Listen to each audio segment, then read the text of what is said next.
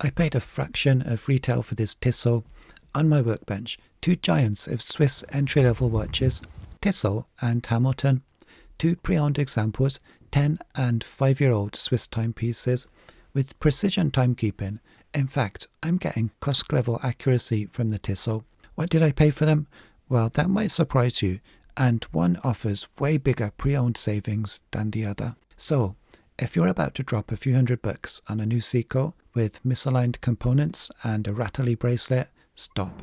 You can invest in a remarkable step up in quality with a pre-owned Swiss watch, much like buying a Mercedes with 20k on the clock, for the same money that might otherwise buy you a new but basic Ford. I'll show you how to restore a showroom finish, and for the hygiene conscious, my two-stage method to sanitize a pre-owned watch. And press like please, it helps support one human making content with a real camera, sharing my own thoughts. First, my Tissot Visodate, brand new 10 years ago, it would have retailed around $650.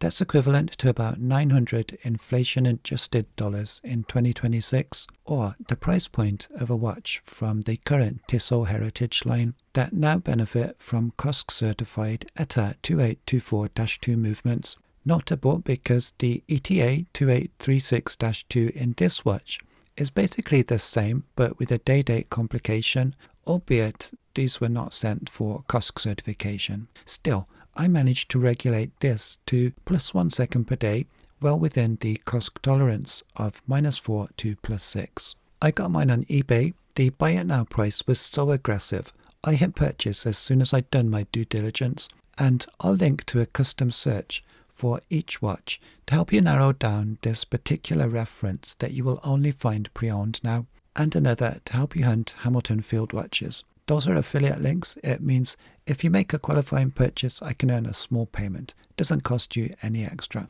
So I paid just £235 in the UK, about $300. That's on the low side because I had to tidy this one a little. So back to the case. It had scratches in the seller's photographs. Those might have put off some bidders, but I know scratches are irrelevant because they're an easy fix. The case is polished, which is the easiest finish to work with. I spent just 20 minutes with some metal polish to restore that new look to the stainless steel case. You can use various grade wet and dry abrasive sheets for deeper scratches. And if you want to learn how to restore a watch case with more severe damage, click more for video links to some of my other content in the description. And the crystal of course is scratch resistant sapphire, so that is flawless too.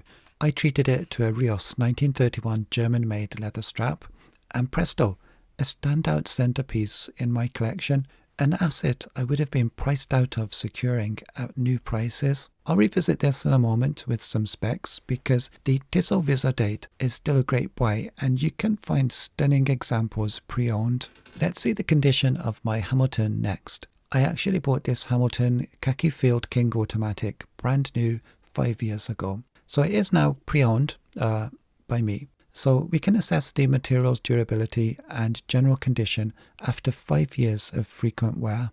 Nowadays, these are just shy of $800 retail. Just how good is a 5-year-old Hamilton watch, and what might you save? I've not done any case refinishing this time. I still have fantastic horizontal brushed sides, just like when it was new. I have nice crisp profiled edges with no dents, and a polished bezel that looks flawless. Again, an unscratched sapphire crystal. So for all intents and purposes, you might find a pre-owned Swiss watch in like-new exterior condition, thanks to high-quality materials designed to last, or that can be kept pristine with a little care. Now, the real value lies here in the accuracy, refinement, and long-term reliability of these Swiss movements. We're getting into Swiss chronometer territory.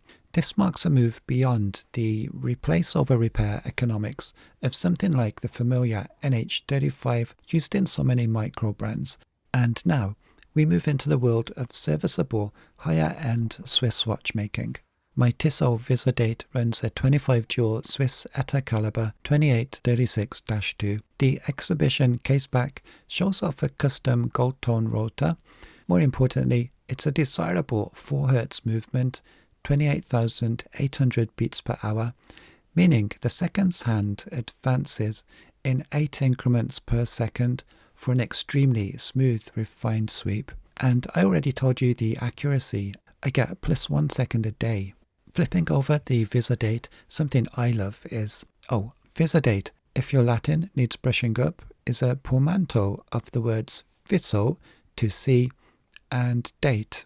But you won't see the day or date change because it flips instantly. That's a neat trick reserved for advanced movements. You'll never see the day or date stuck halfway between today and tomorrow. Moving on to the Hamilton and its H40 movement, this time a Swiss movement with a different focus. Its headline feature is an extended power reserve, sitting at a whopping 80 hours, which I find a massive convenience because I don't have to fuss about with watch winders. I can leave it for 3 days and it's still running. The H40 is based on the proven platform of the 4Hz ETA 2834-2, but this is engineered with a slower beat rate, 3Hz frequency, or 21,600 beats per hour. That's one of the factors contributing to the extended power reserve, and it still has a very refined sweep of 6 beats per second. Both autos have hacking seconds, hand winding, quick date setting, and a very precise feel when I set the time. I have minute control over the hand positioning here.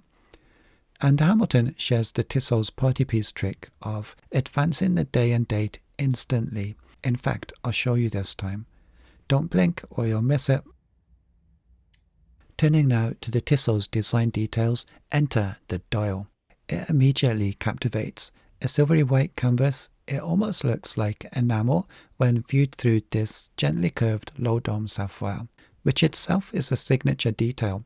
See how this chamfered profile rises first, then transitions to a domed spherical cap, mimicking the look of vintage acrylic crystals. In 2026, the current watches from the Tissot Heritage line just have printed dials for a retro aesthetic. Some might contend that they are counting pennies. This watch feels more premium with applied indices and faceted Dauphine-style hour and minute hands. The crowning detail is that fantastic vintage script 1931 style applied logo that Tissot resurrected. The dial and handset perfectly complement a handsome case. The Hamilton Khaki Field is almost universally hailed as the entry-level Swiss watch. I actually made a detailed review after 3 years ownership, which I'll link at the end. Today, a fresh look, and it still impresses. The dial layout is a direct descendant of 1950s military design, like those of A17 pattern pilot watches. It employs white Arabics on a black dial for high legibility. A 12-hour outer track surrounds a 24-hour inner track on the multifaceted dial, and syringe-style hands extend to meet this precisely graduated seconds track for an exact reading of the time. You like this part? Here you go. Superluminova is applied to the hands and markers, cutting through the dark with impressive clarity.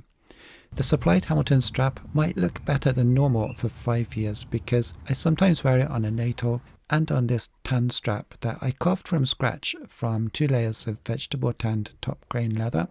If enough people ask, I'll show you how to make one in another video. Pre-owned Hamilton Khaki Field prices? Well, demand and price seems to have surged since I got my Hamilton. Perhaps it's the cool factor from the Khaki Field line appearing in films like Interstellar. Not this reference the Murph, but you might still aim to save a couple $100 over new.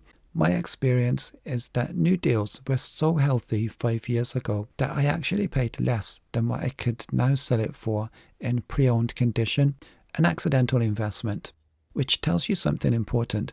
These hold value right now, and that's exactly where pre-owned starts to make sense. You're buying smarter. Someone else has already taken the initial hit of buying new, and you're stepping in at a price that's historically resilient. So, if you decided to flip it in a year, you might get back what you put in or exit for a profit. Not a guaranteed investment, but about as close as you'll get at this level without kidding yourself. Overwhelmingly, the bigger pre-owned savings and value are likely found on the Tissot. I think grab it while the market is sleeping. The price alignment on new watches of these models over the years has consistently put the Tissot as the higher ticket item, but you might secure the Tissot for a better price point than today's robust pre-owned Hamilton prices, and arguably the Tissot is more watch, while the Hamilton might offer a more predictable investment.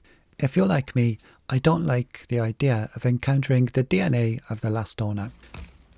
So with pre-owned purchases, I've adopted some mildly OTT methods to sanitize a watch. First, and really simple, just cut through physical matter, surface grease and dirt with plain old soapy water and a good rinse.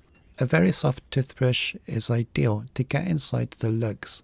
Next, science. I first became aware of UVC light sanitizers used for sanitizing mobile phones, and basically I have a bigger unit with room for tablets, baby bottles, things like that. Some devices, I'm sure, just have regular LEDs that light up inside and do nothing. I have confidence mine works because it's from a well-known brand, and second, when the cycle has finished, it smells of ozone, which is generally a good indicator it's using proper UVC lamps. So it's an extra peace of mind step intended to help inactivate bacteria and viruses on exposed surfaces. A good product will start from around $100 to $300 for units marked as professional or medical settings. As promised, click here for my full Hamilton review.